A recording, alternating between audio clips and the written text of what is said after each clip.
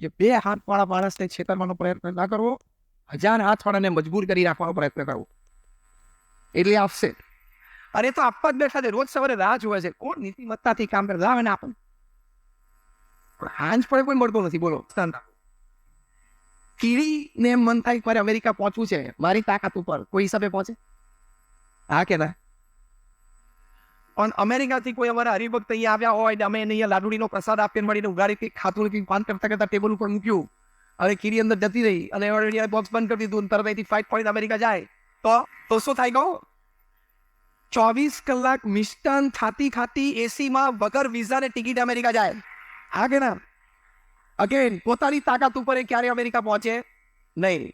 પણ જો કોઈ મોટાની પાંખમાં આવી જાય તો ઉડી જાય. મિષ્ટાન 24 કલાક ખાતા અને એસીમાં વગર વિઝા વગર ટિકિટ અને અમેરિકાની ધરતી ઉપર લેન્ડ થાય. અને પેલા લોકો એને આપે કે ના આપે, માને કે ના માને, એ ત્યાં લેન્ડ થાય એટલે સિટીઝન. આ દ્રષ્ટાંત બરોબર સમજજો, આ દ્રષ્ટાંત બરોબર સમજજો.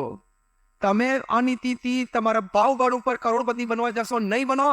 ભગવાનના આધાર ઉપર ધંધો કરો નીતિમત્તાથી, તો આ કીડીની જેમ ક્યારે અમેરિકા એટલે કે ક્યારે કરોડોપતિ બની જશો ખબર નહીં પડે.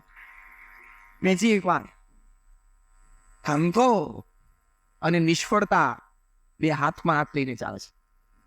કોક વખત નિષ્ફળતા પણ હાથ દબાવશે. આપણને મનમાં કેવું છે ખબર છે? મારા ઘરમાં બધાની તબિયત સારી રહેવી જોઈએ, મારા દુકાન અને ધંધો સરસ જ ચાલો, હું જ્યાં હાથ રાખું ત્યાં સફળતા જ મળી, બસ મારું બધું જ સારું થાય. કે તને કોઈ આવું લખી લે છે? ભગવાને પેકેટ ડીલ મોકલી છે, સુખ તો કોઈ ભેગું મૂક્યું છે. કારણ કે તારા કર્મ તો બહુ રૂડા રૂપાડા હતા ને અનંત જન્મોથી, એ તારે બધું સુખ જ આપ્યા જન્મે. એટલે આ વાત ઇન્સ્ક્રાઇબ કરીને જજો કે જીવનમાં એકવાર મિનિમમ અને કદાચ 2-3 વાર પણ ધંધામાં નિષ્ફળતા આવવાની શક્યતા છે, એ સ્વીકાર કરે. આ હાર્ડ વસ્તુ છે, તમે નહીં સ્વીકારી શકો, પણ હકીકત છે. નહીં સ્વીકારો તો પણ જીવનનો કામ તો છે જ. ડોનાલ્ડ ટ્રમ્પ અમેરિકાના પ્રેસિડેન્ટ છે અત્યારે, એમના વિશે પુસ્તક લખાણો છે, the rise, fall and the rise of Donald Trump. હવે હું જે વાક્ય બોલું એ પુસ્તકમાં લખેલું છે, તમને આશ્ચર્ય થશે. 6 વખત એમના જીવનમાં એ રોડપતિ થયા અને 6 વખત અબજોપતિ થયા. 6 times. તો તું એક વાત તો શેનો રડે? એક વારમાં થોડી ખોટ ગઈ અને થોડુંક દેવું આવી ગયું તો શેનો રડે?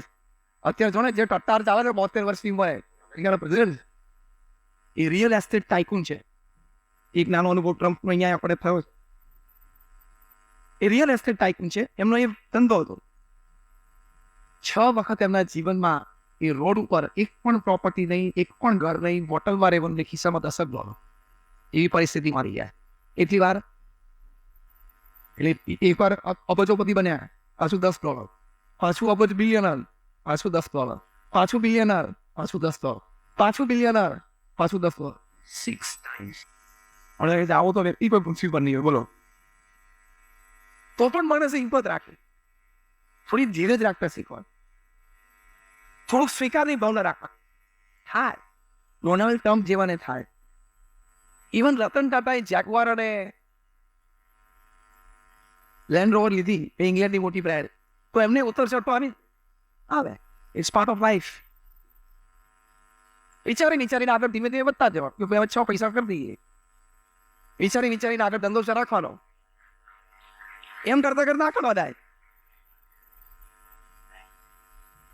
પણ તમે ગભરાઈ જાઓ, તમે મૂંઝાઈ જાઓ, તમે પાછા પડી જાઓ તો દેટ ઇઝ નોટ લાઈફ. મેં 500 કરતા વધારે જીવન ચરિત્રો વાંચ્યા છે. Abraham Lincoln to Winston Churchill to Sachin Tendulkar, Mahatma Gandhi to Sardar Patel, Napoleon Bonaparte, આ બધાના જીવનમાં ઉતર ચઢ આવી જ છે. આ બધા કંઈ પહેલેથી જન્મજાત ટોચ ઉપર બેઠા, આખી જિંદગી ટોચ ઉપર રહ્યું નથી. એબ્રાહમ લિંકન 16 ઇલેક્શન આવી ગયા, તો ખાલી દુકાનમાં દિવાળી ઓછો ધંધો થયા જરૂર હતી. 21 વર્ષની ઉંમરે પહેલી વાર કાઉન્સિલર, આપણી મ્યુનિસિપલ કોર્પોરેશન પહેલું ઇલેક્શન લડ્યા, એ હાર્યા. 23 વર્ષની ઉંમરે બીજું હાર્યા. 26 વર્ષની ઉંમરે એમની ફિયાન્સીએ, જેની સાથે એમને લગ્ન કરવાના હતા, એમની ફિયાન્સીએ સુસાઇડ કર્યો. કેટલી કારણો છે આપણને કંઈ ખબર નથી, પણ એ પણ જીવનમાં એક શોખ તો કહેવાય જ ને.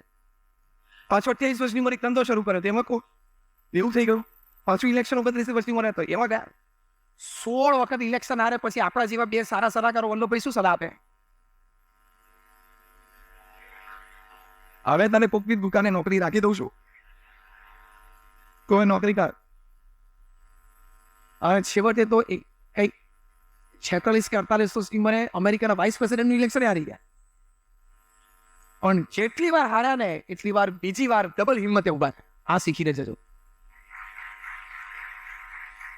જેટલા જોરથી પડ્યો ને એની ડબલ તાકાતથી ઉભા થવું એ મનુષ્યનું કર્તવ્ય છે. એનાથી આગળ મનુષ્યનું ગૌરવ છે. And at the age of 52, and the 17th election that he fought in his life, he won and became the president of America. એટલે આજે પણ તમે વ્હાઇટ હાઉસમાં જાઓ, ઓવલ ઓફિસમાં જાઓ, જે પ્રેસિડેન્ટ ઓફ અમેરિકા બેસે છે ત્યાં પાછળ વોલ ઉપર એક જ એક્સ પ્રેસિડેન્ટનો ફોટો દરેક પ્રેસિડેન્ટ પ્રેરણા રૂપે રાખે છે, અને એબ્રાહમ લિંકનનો છે. તો ડોનાલ્ડ ટ્રમ્પની વાત કરી કે એબ્રાહમ લિંકનની વાત કરી, આટલી પછડાટ પછી પણ જો સ્થિર અને ધીર રહી શકતા હોય તો તું થોડાકમાં શું કામ બેબાનો થઈ જાય છે? થોડાકમાં શું કામ વિરત ગુમાવે છે? આપણે અહીંયા બેઠા એ બધા પાસે 20 જોડી કપડાં છે. તમારા બધા પાસે એક ઘર છે, 1 BHK કે 2 BHK મિનિમમ કે મોટું છે. યસ. ત્રીજું, આમ ઓવરઓલ ને જનરલ સ્વાસ્થ્ય તમારા પરિવારજનનું સારું છે ઈશ્વરભાઈ? Overall general fine. ત્રીજો. ચોથો મુદ્દો, તમારા સંતાનો સ્કૂલ કોલેજમાં ભણવા જાય છે? હા. ઓકે. પાંચમો મુદ્દો, તમારી પાસે એક વ્હીકલ છે, ભલે 2 વ્હીલર પણ છે તો છે. પાંચમો મુદ્દો. છઠ્ઠો, ગામમાં અને સમાજમાં તમારે 25 પરિવાર સાથે સંબંધો છે. સાતમો મુદ્દો, તમારી પાસે મોડર્ન દ્રષ્ટિએ સુખ સગવડ કહી શકાય, ધારો કે મોબાઈલ ફોન, ધારો કે લેપટોપ, ધારો કે આઈપેડ, વોટેવર, એવા 2-4 સાધનો તમારી પાસે છે કે છે? અહીંયા આપણે બેઠેલો બધા પાસે.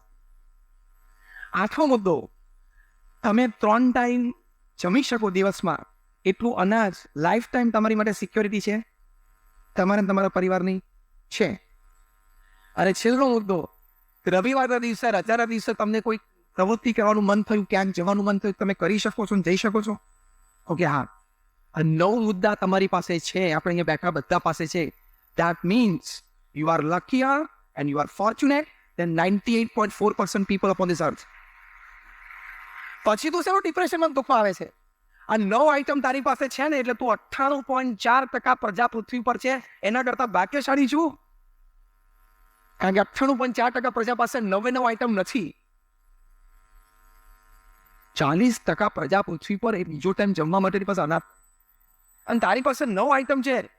તું હવે 1.6 ના બ્રેકેટમાં તો આવી જ ગયો છું. 7 અબજની વસ્તીમાં તું કયા બ્રેકેટમાં છું?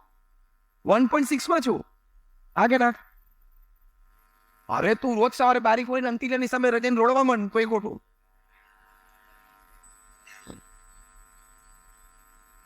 પ્રશ્ન ક્યાં થાય છે? શાળાને ત્યાં મર્સિડીઝ આવી. થતું એકવાર ફેરવા લઈ આવજે, બીજું શું? પડોશીને ત્યાં આવી ગઈ, સ્પર્ધાર્થીને ત્યાં આવી, અમારા ગામના પેલા તો એની પાસે આવી ગઈ. 4 પૈડા ફરે છે અને 4 પૈડા આનાય ફરે છે. બંને એક જ ટાઈમે ત્યાં પહોંચે છે. બહુ સારા કોર્પોરેટ જાયન્ટ એક સરસ વાત લખી છે કે 40 વર્ષની કોર્પોરેટ લાઈફ પછી મને ખબર પડી કે the Mercedes and Hyundai, they both ride on 4 wheels and they travel and reach the destination at the same time.